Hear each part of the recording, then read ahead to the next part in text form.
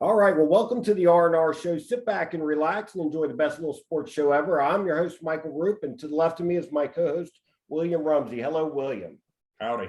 All right. And joining us today is one of my favorite all-time Bengals and all-time Bengal great receiver, Tim McGee. Tim, thanks for joining us today. Hey, guys, I appreciate you having me on. What a wonderful opportunity to embrace and enjoy the success of our current team and to make us our old school guys Mr. Irrelevant and team irrelevant. Absolutely. Well, it's been quite a few years since the Bengals team has gotten obviously this far in the playoffs. And before we get into and jump into that, Tim, I know the fans at home want to kind of touch base and see what are you up to today? Now, do you actually live in the area still? Yeah, actually, I have a home. It's funny because I have a home in Cincinnati in the Mason area. Okay. And obviously, I raised my family, and we've been living there for 20-something years. Like I said, up in Mason. And during the wintertime, I spend my winters down here. If you look at the background, I guess maybe you can see it, but I'm in Fort Lauderdale, Florida. So yeah. While you guys are in 0-degree weather, yeah. I'm sitting here enjoying the life on the beach, so to speak. So, just raising the kids and still got my businesses going on, and I still got that entrepreneur spirit. And my wife and I run a couple businesses, and they do fairly well. And life is grind, and I get to follow the Bengals, as you guys probably know. I work full time with WOW Radio, and I do some work with WOWT, and a lot of media stuff right now, especially this week. This week has been kind of overwhelming with all the media requests. I feel like I'm still playing. There you go. Absolutely. Well, obviously, with this big game coming up, talk a little bit. Obviously, you follow the Bengals, quite regularly still. What do you think about this team? Going into the year, I think I read somewhere where during the draft process, maybe you were a little bit like William and I on Team Sewell, thinking they should have drafted, Penei Sewell coming into the draft. Have we changed gears a little bit since this year's developed? No, actually, it's funny because, yes, I am elated to have Ja'Marr Chase, and it's been wonderful. And let's just face it, without him, they wouldn't be where they are. I think we all can assume that. And so, yeah, when you look back on it in hindsight, one would question it. I don't question it for the simple reason. Guess what? Joe Burrow was sacked 9 times, and he is a construction. He's under construction, and when he goes back in the pocket, he's getting knocked around and banged up, and obviously that's not going to be healthy for his long-term career. Yes, he's tough. He has, he's 25 years old. He has the S across his chest, but those hits will add up. So no, I don't question. Because I said this. I said this on so many of my shows that listen.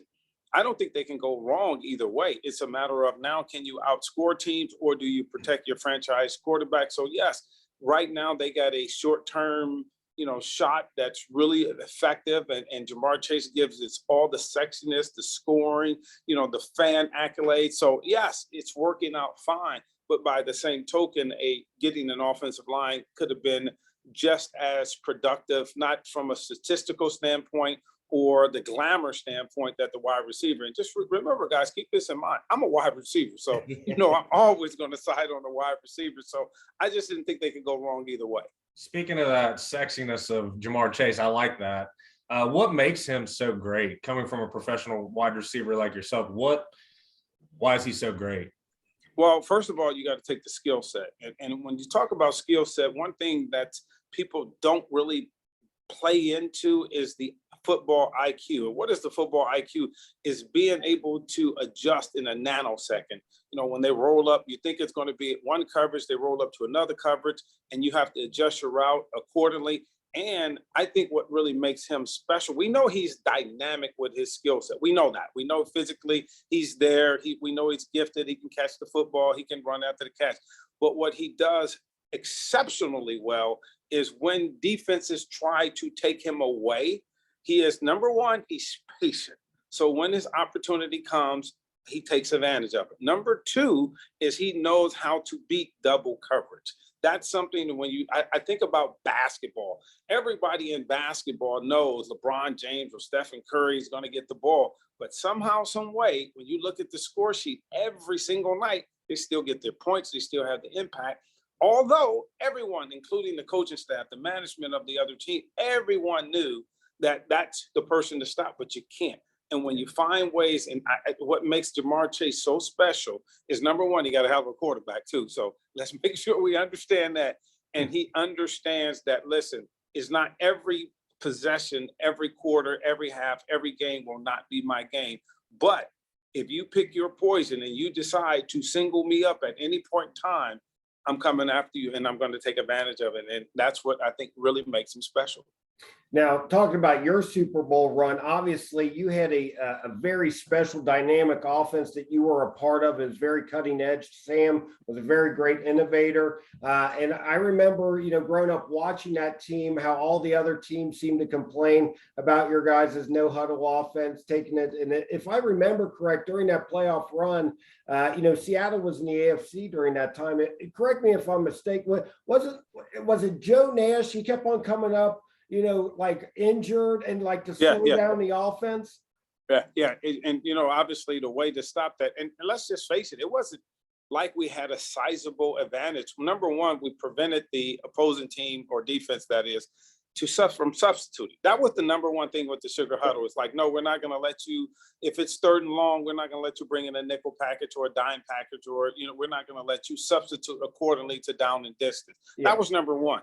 But what we got so effective at is Boomer at that time, quarterbacks were kind of known back in the 70s or maybe even the 80s where they can call their own plays, but that kind of had vanished. Nobody was really doing that. So we had what was called a check with me at the line. Check with me at the line meant Boomer assessed the defense and he called the plays. And what we did was we had hand signals.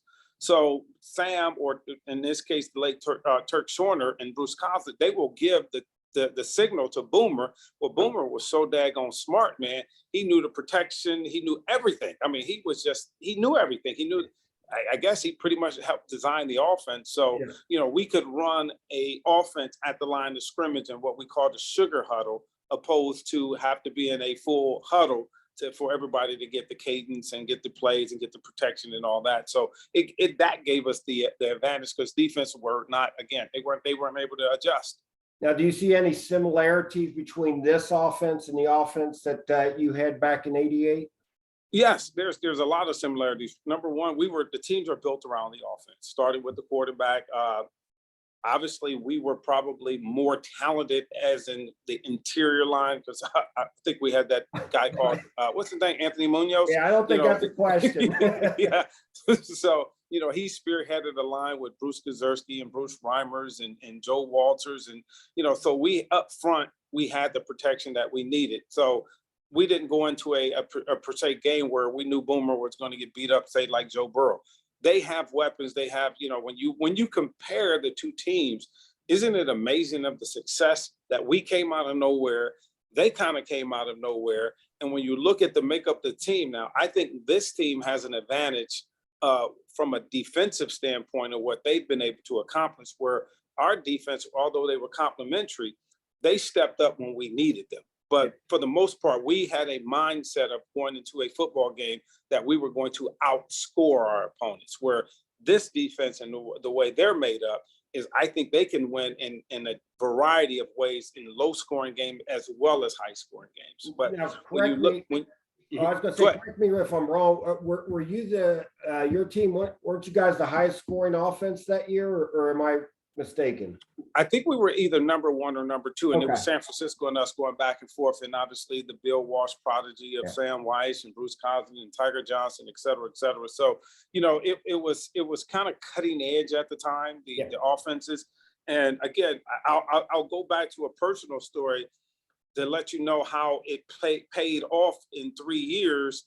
Well, when they drafted me, I never forget, I didn't work out with the Bengals. I didn't know Sam's name. I knew nothing about the Bengals, like literally nothing. And they had 2 first-rounders that year because Ricky Hundley, who's a good friend of mine, he did not he did not sign with them, and he ended up getting traded. So they ended up having another first round pick. But I'll never forget, guys, when when they drafted me, I'm on the phone with Sam, and I was like, "What is this coach's name?" I like literally never heard of him, and I was like, "Why in the hell did they draft me?" Considering they already have Chris Collinsworth and Eddie Brown.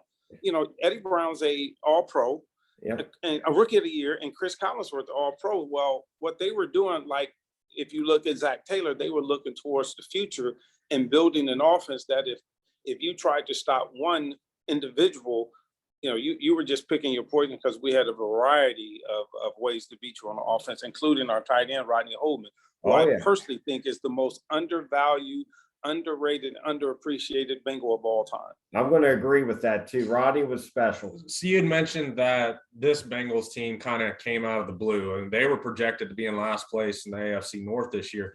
I was a little young back in your guys' day. The year during that Super Bowl run, what were you guys favored preseason? We wasn't. We were coming off a horrific year the year before. So no one really had us going in a favorable direction. But the year before, we knew we were hurt. I mean, I was hurt. We had some injuries.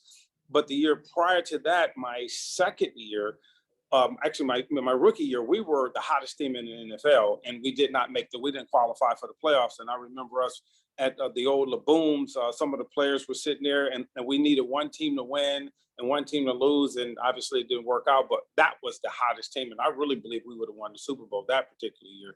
But when we went to the Super Bowl the year prior, remember we had the longest season in NFL history at the time, and people just didn't, and I don't think we really knew how good we could be, but how did we form that chemistry where we would perform at that level consistently? Because, the football season is a really long season. And, you go through injuries, and now like this year you have COVID, and, you don't know who's going to be lined up next to you. And the guy could be working at Kroger's or Winn-Dixie. And, now he's not just on the team, he's playing. Mm-hmm. So, that's got to be tough for the coaching staff and the management now.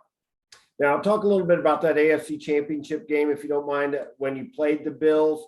Going into that game, did you guys have a really good sense that you were going to come out victorious, or did you feel like this was going to be a nip and tuck game that whole game? Nip and tuck, because, again, the playoffs for us wasn't easy. I mean, every single game was a tough game. So, but it prepares you for the next game. You don't have that mindset that, we're just going to go in and they're going to roll down. But fortunately for us, we were playing at home.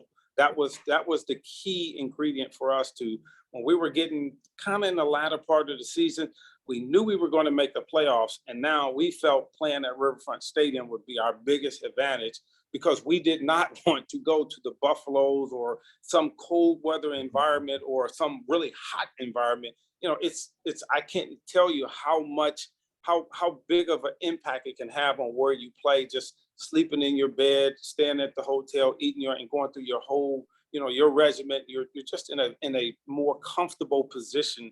And for us going through the playoffs, it wasn't a surprise, but it wasn't easy work. So, we had to earn it, and it came all the way down to the end of the game. So, we were very fortunate that I got knocked up over the head by Derek Burrows, who gave us a fresh set of downs.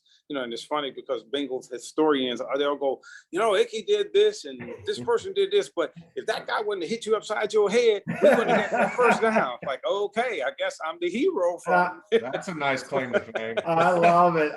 So what was that after that win? What was that stadium like?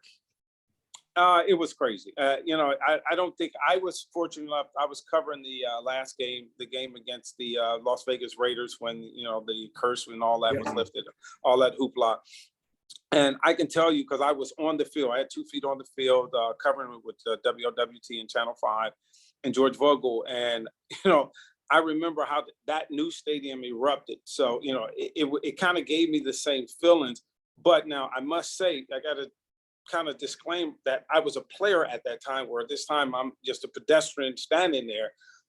Riverfront just went crazy, because where this I felt was a sigh of relief for this team, for the fan standpoint. For us, it was, oh my gosh, we made it to the Super Bowl. And, when you think of the Super Bowl, it's like, it's going to be in Miami, Florida, which is funny because that's where I am. But it was like, oh my God. So it was more the pinnacle of success. And, we were just, I just remember those days and we talk about them. It's like, man, we were rock stars, dude.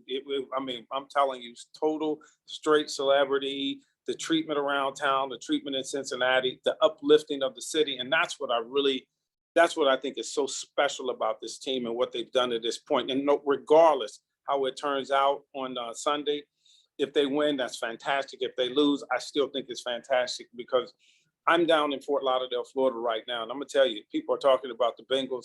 You see the Bengals gear walking down the beach. You see Burrows and Chase and Tyler Boyd. You see, and to witness this, it's really, it's given us a sense of pride because it's been so long that we've been starved of any type of success, especially at this magnitude. So you mentioned Sunday. What do you think of Kansas City? I did not like the matchup. I don't like the matchup. I'm brutally honest. If you know anything about me, I don't like that. I felt they had the one thing about the Bengals throughout this whole season, guys. The Bengals have been the luckiest team in the NFL. Let's just face it. The ball has bounced their way. Come on now. But wait. I'm not taking away from skill set. Yeah. You have to have a combination of things. Number one, to be successful and to go deep into the playoffs, number one, you got to have health. You got to have your horses because one key loss changes the whole dynamics of your team. So, and what part of that, having your horses ready to ride. Secondly, you got to go out and play. You want to play at home, and the Bengals, think about it, the Bengals played a vast majority of the games down the stretch at home. Yeah. So they were able to play and be in a more comfortable situation. So they've earned everything. And then the last factor was the ball bounced their way. The officials gave them the calls. Maybe they earned them. I'm not saying that. So what I want, the reason I'm saying that is when I look at their whole body of work and their success, luck has been a good part of it. Trust me, it's a good part of it that we want. We all want it. When you go back to our 88-89 team, we know we needed luck because that ball is oblong, and when someone tips it, it goes in the air. You're all grasping. Everybody on both sides, whoever you're rooting for, you're like, oh, and now you get that agony of defeat and the thrill of victory when it comes down, and that has gone the Bengals' way. So when I love the matchup they got in the first round with the Tennessee Titans. I felt Tennessee not having Derrick Henry being in rhythm, not having played with the Derrick Henry, and I didn't think the Tennessee Titans were all that good anyway. I thought they were built on defense. They're kind of that old school football, not a lot of exotic plays and, just kind of basic. And, I felt we had Ryan Tallahan on our side, Tallahan Hill on our side. Yep. I felt he was a quarterback. When you look at all the quarterbacks in the playoffs, that was the one you're going to pick. You're going to say, I want that one. I absolutely wholeheartedly agree. Going into the playoffs, I said we couldn't have had a better draw with the Raiders at home. And then if out of the three teams between Tennessee, Buffalo, and Kansas City, I said all day we'll take Tennessee. I do agree with you on the luck aspect. I think our luck started when we got the number one pick and Joe Burrow was there. Yeah, I couldn't agree with you more because when you think about it, Shaquille O'Neal only comes around once a blue moon. And when you have your worst season, because remember that year, if they lose to Miami, yep, then Miami gets the if the Bengals win and Miami loses, now guess what happens? Now Joe Burrow is playing down here in South Florida. So again, guys, I know people think luck is something like a demeaning a description. No, I am saying in the National Football League and the NBA or professional, you have to have that. You have to have where things somehow go your way. And we know things haven't gone our way for 30 years. And we know how many games have we watched and you guys go, oh, here we go again. Yeah. Here we go again. So I think we did that on the Raiders game. Yeah, that's called bad luck. Yeah. So now we have good luck. Now, Tim, you were talking a little bit about being a rock star. I remember you guys cut an album. I can't remember. Were you a part of that Super Bowl song there when you guys made it to the Super Bowl? Yeah, I was a part of some of the most embarrassing moments of my career. Yeah, all of a sudden you became from a football player, and if you think about it, rap music was really taking off at that time, and guy Greg Jackson, Mike Martin, Reggie Williams, Ira Hillary, it was Joe Kelly, there's a ton of us. They came to us and it was like, hey, we want you guys to do this rap video. It's like rap video, So, but it was a very interesting part of our career because number one, you didn't want to distract from what you were doing on the field. So when we showed up in the studio, obviously not most of us had never even been in a recording studio. Yeah. And, they hand you this script and you're like, okay, it's like, what if I stumble across these words and how do I voice inflects? And, you start thinking of all these things and it went so cool and it went so smooth.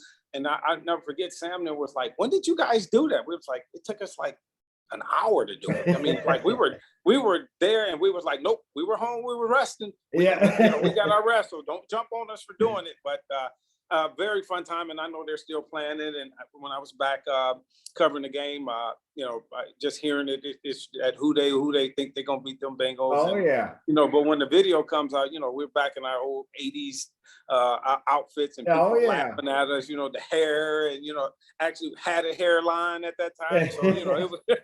Now I'd like to think if the Bengals win this weekend, they'll break out one, and there'll be a lot of cigar smoking in that video. I'm assuming. So if they do a rap video, if they win this weekend. The only problem with that, with COVID, the players can't get together and interact, and that's one of the things. You can do it on Zoom. It would have to be a Zoom call. Yeah, that's right. Well, Tim, we're not going to take too much more of your time. I do want to get if you don't mind, a prediction about this week's game. I predict the season will end for the Bengals and break my heart. And I'm hoping I'm wrong. As I've said this for every playoff game, I love to be wrong but I just think if you watch the Kansas City Chiefs and you watch the way they performed that game, yes, they have some holes, they have some problems, but I really believe the Kansas City would actually win the game.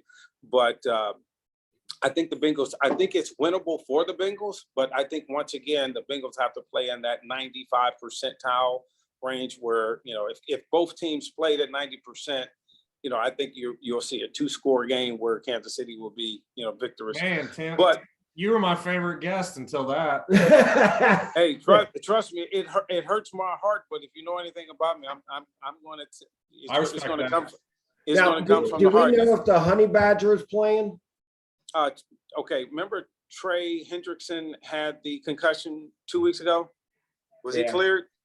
It's amazing how they all kind of get cleared in 5 days from a concussion. But if you and I were in an auto accident and we had a concussion or something, I don't think we'll recover in I guarantee 5 that's days. correct.